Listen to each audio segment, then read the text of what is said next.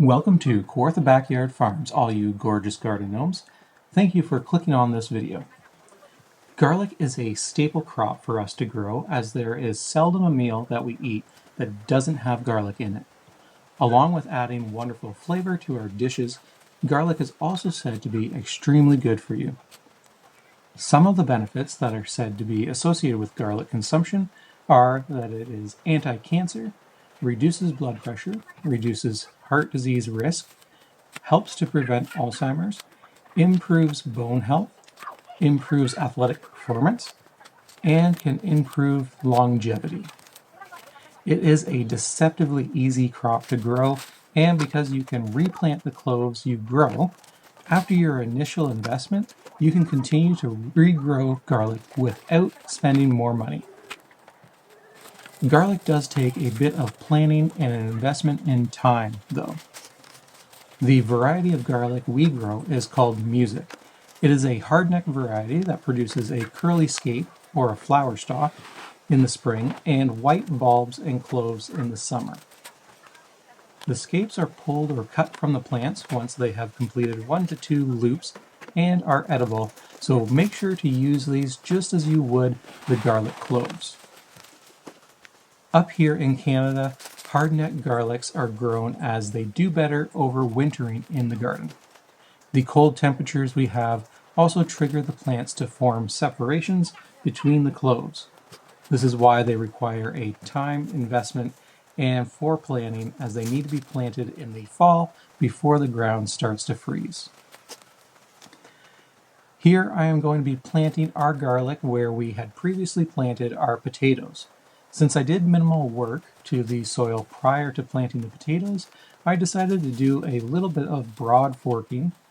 The broad fork helps to loosen up the soil to allow air, water, and roots to penetrate deeper into the ground.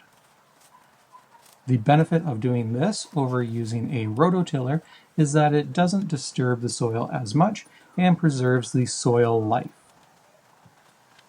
After loosening up the soil with the broad fork, I then added some leftover mushroom compost that was used to grow plants in our planters and grow bags.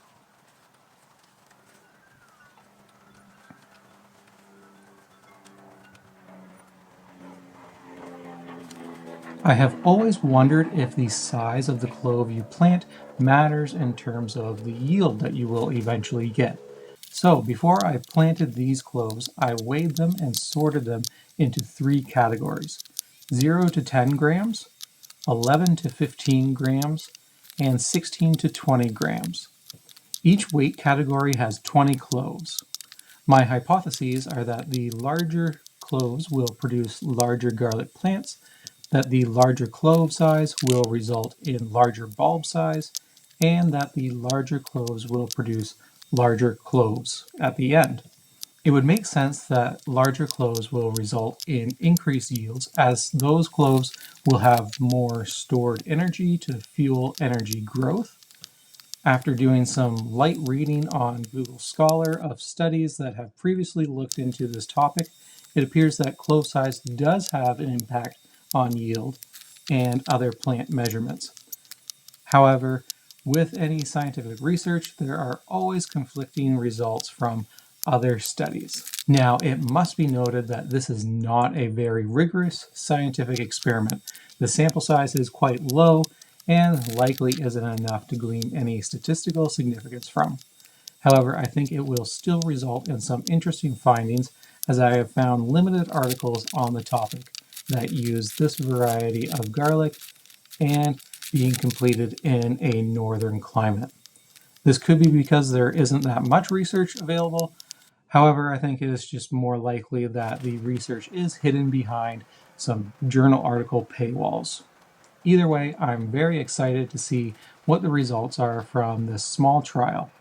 If you also want to find out what the results of our garlic trial are, make sure to hit the like and subscribe buttons below. So here I am using a tape measure to plant the garlic cloves at 6 inches apart, and I managed to plant 3 rows.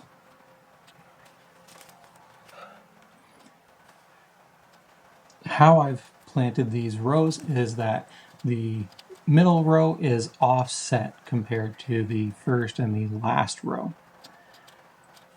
So if you look at the garlic across the bed, they create kind of like a zigzag rather than straight lines across.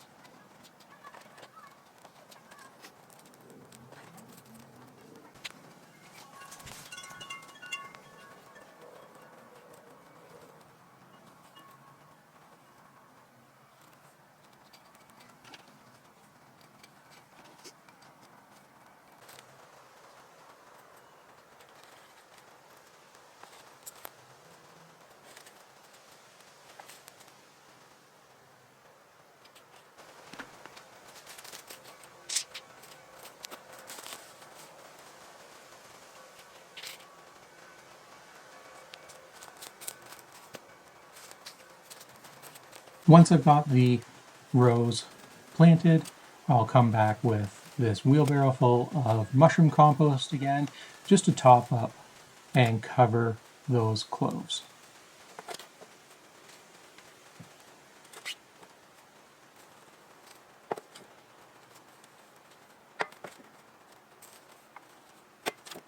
With root crops in particular, it's really important to have a nice light, fluffy soil composition so that those roots or the bulbs, whatever you're growing, have room to grow and expand into the soil rather than trying to fight against a compacted soil.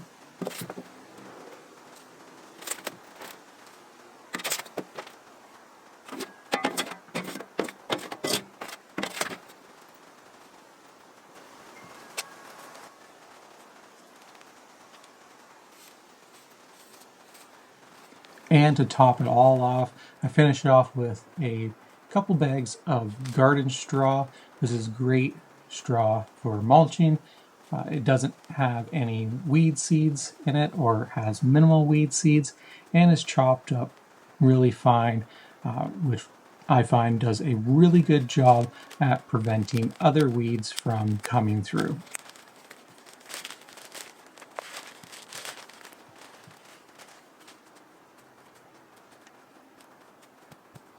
Well, that is a wrap on our garlic gardening adventure so far.